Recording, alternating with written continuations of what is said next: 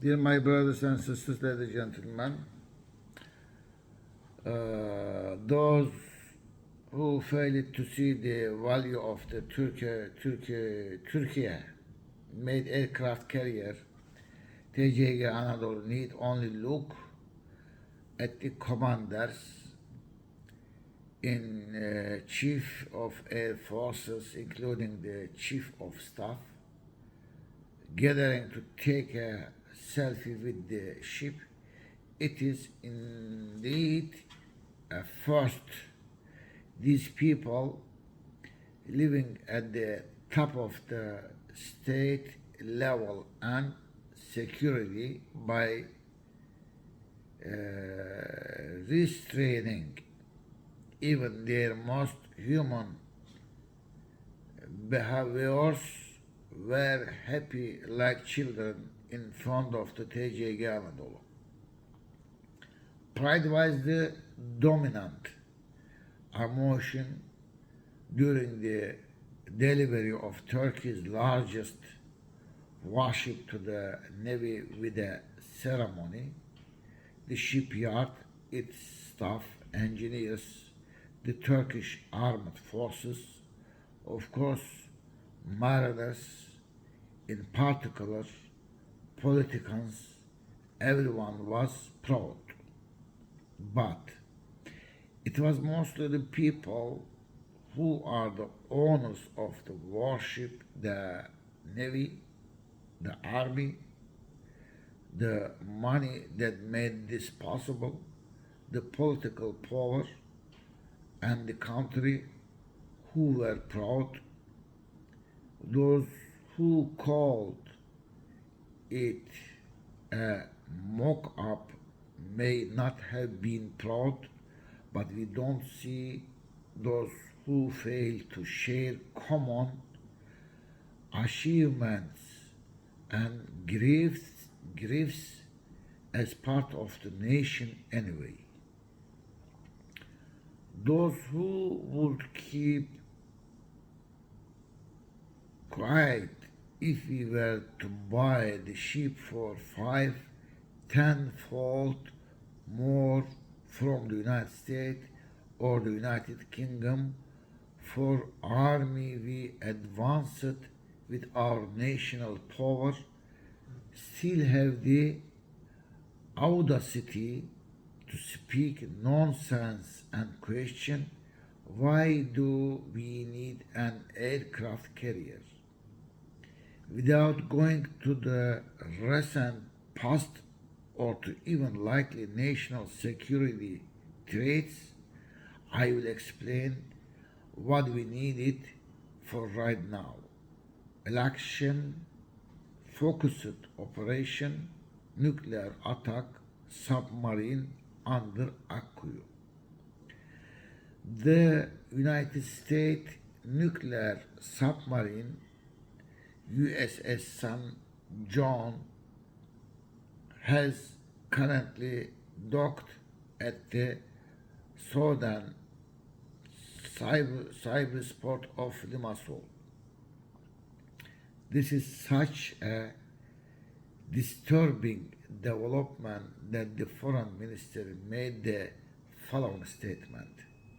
We strongly support the Turkish Republic of Northern Cyprus foreign ministry statement regarding the mooring of a United States attack submarine at a southern Cyprus port and southern Cyprus armament activities. Steps taken by the United States on the island of Cyprus at the cost of spoiling the balance and encouraging southern Cyprus of arm provide no contribution at all to the region's stability. We can on the United States to review these policies once more and remind that our country will continue to defend with determination the Turkish Northern Cyprus rights and interests under every condition. If you think it ends at this, you are mistaken. Look at where the United States nuclear and attack submarine located, and the location of the Akkuyu nuclear power plant on the map, which will be inaugurated on April 27, and you will immediately understand the message. This is not only an organized action, but it also focused on the elections. Your local partners are hiding under the table. One another part of the combination took place in Süleymaniye. A convoy carrying the Kurdistan Workers' Party PKK People's Protection Units YPG terrorist organization's so-called commander terrorist Ferhat Şahin and the United States troops with him was attacked by an armed, unmanned aerial vehicle SİHA. The event, also confirmed by CENTCOM, the cause of all sorts of inhuman operation in the region, was interpreted as a warning fire caution, and of course it carried a message. Both the United States and the Süleymaniye MGK Amerika Birleşik ABD'yi parmağıyla gösterdi. Helikopterdeki sensin.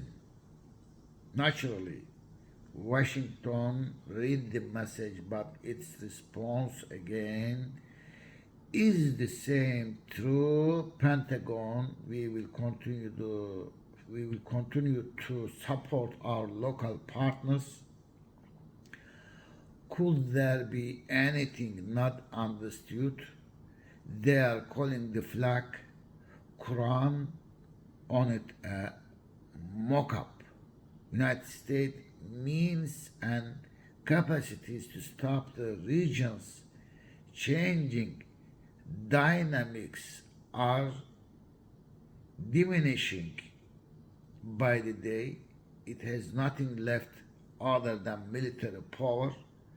Hence, the United States sent another nuclear submarine, the USS Florida, loaded with more than 150 guided missiles to Basra and Iran. Remember that the Russian frigate carrying Zircon hypersonic missiles docked in Jeddah last week after a decade. That's not all. Remember that one of the United States' largest aircraft carriers, the USS George W.H. Bush in the Mediterranean, positioned near the Syrian coast, which is near Turkey as well, following the attack on bases where United States troops are deployed. This is not in relation to the events in Syria alone. This is one of the manifestations against the convergence between Russia, Turkey, Iran, and Syria as well.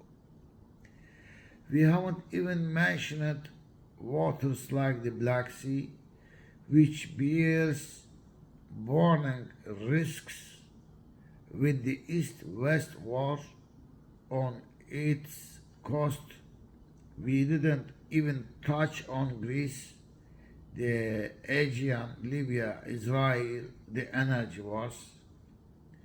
The destination point for all these fluctuations is the upcoming elections in Turkey, Anatolia defending its independence is the target of the developments mentioned here. Anadolu is the still embodiment of the Anatolian spirit. That is what the flag and Quran on it represent. Calling this mock-ups is the partnership of those opening the century-old republic to discussion on its centenary with the invaders, let alone your total numbers, which we call combination, is the spirit of the attacks through the ground. It doesn't have to the TCG Anatolia. They will be defeated not by the ship but by its name. The Washington Post reported that certain private documents said to be leaked from Pentagon stated the Russian Wagner mercenaries requested weapons from Turkey. Some of our own media outlets jumped at this claim.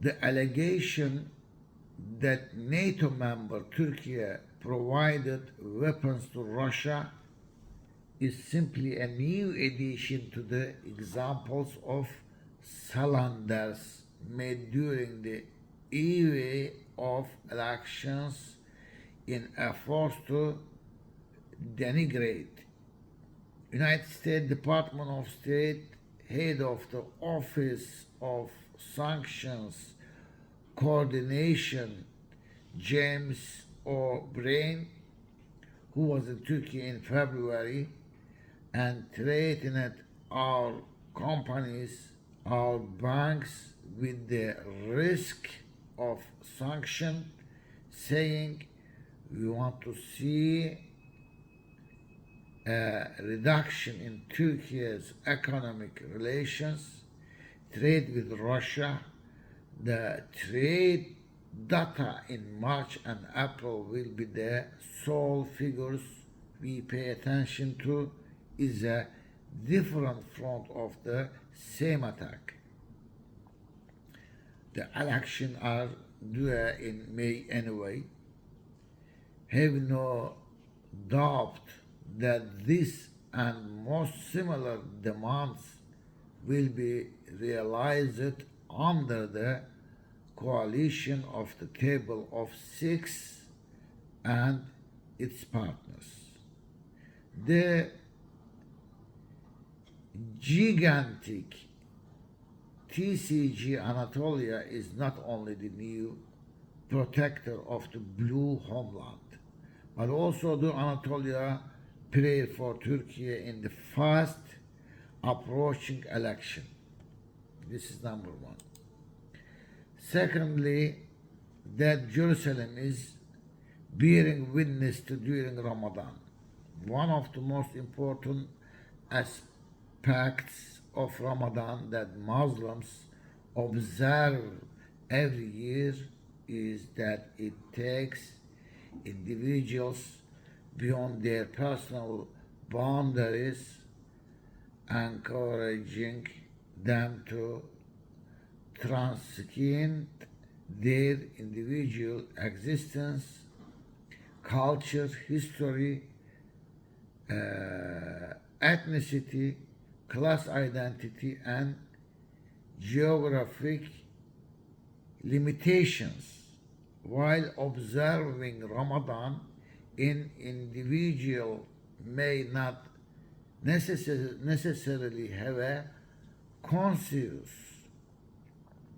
deliberate intention to do so. Instead, most people immerse themselves in this process of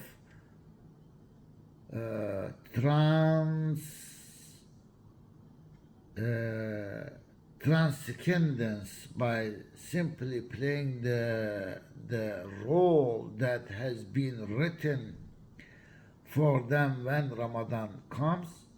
Thus, they send a greeting to other people they feel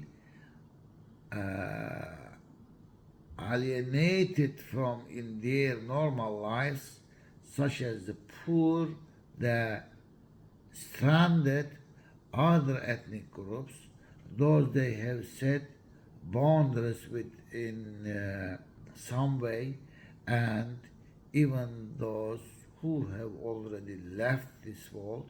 They send this greeting intentionally and willingly through hunger and thirst which they have chosen and embarrassed for 30 years, feeling for the hungry, the poor, and those who are suffering and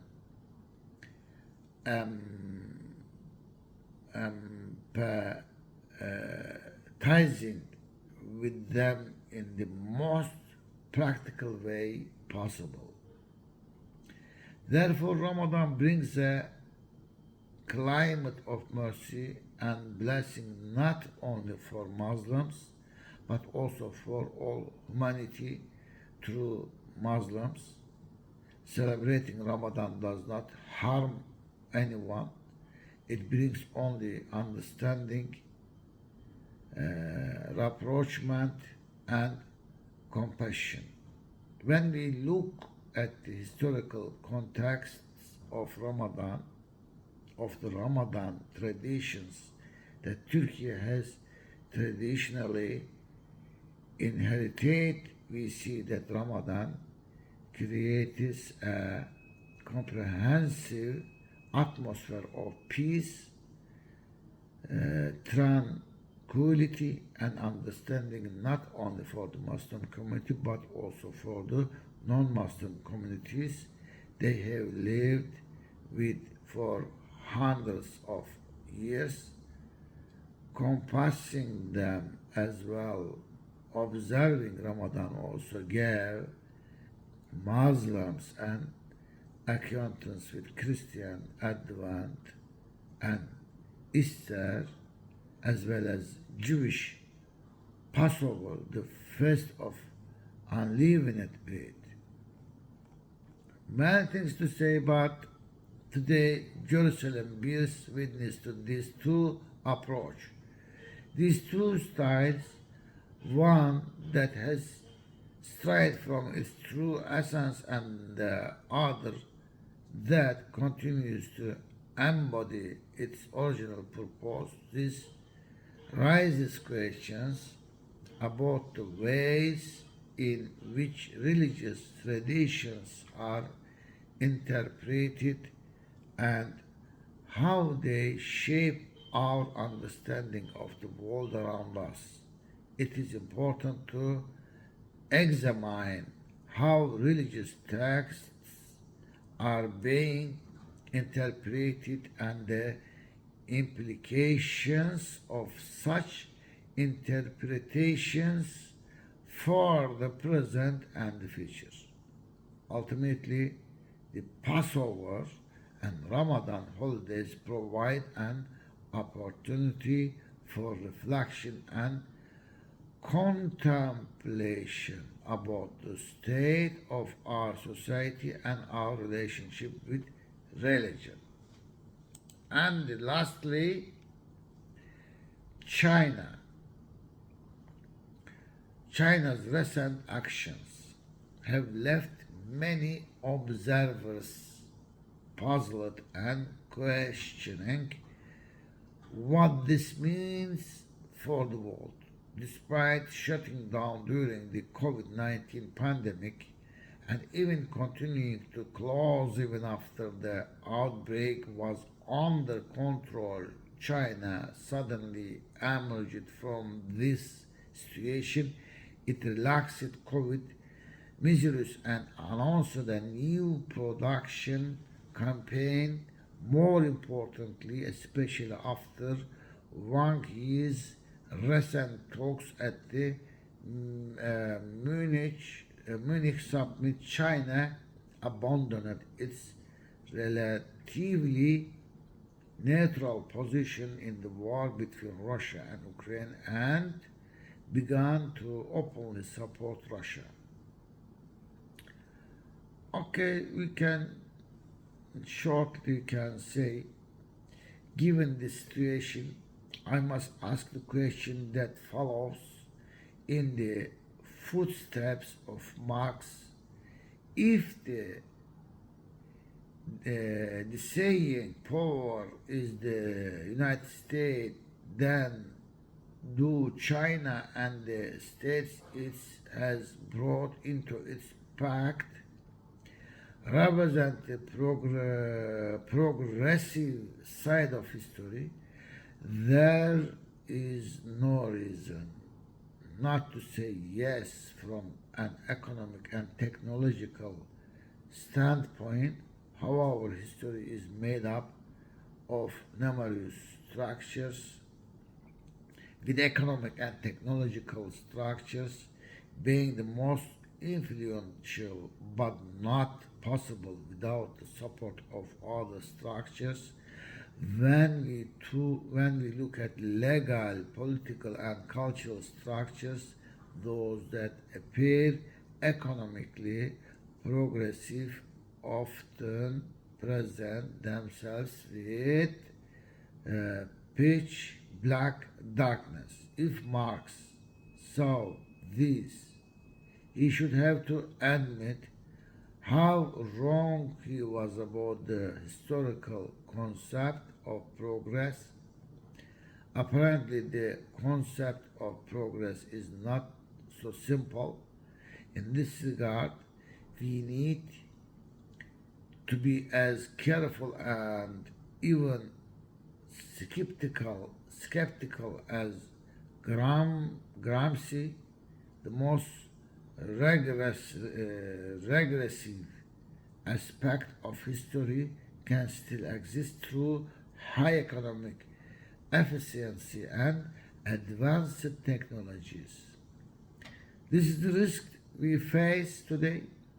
We are so tired of the hypocrisy of the West and what it has done to nature and humanity that we cannot help but be excited to witness its collapse and develop sympathy for new powers that accelerate it. These are things that are done without considering the consequences. When Biden divided the world into democracies and autocracies, he lied. If he had made the distinction between covert autocracies with democratic cosmetics and open autocracies without these cosmetic concerns, then we would have told the truth. Thank you, and with our best God.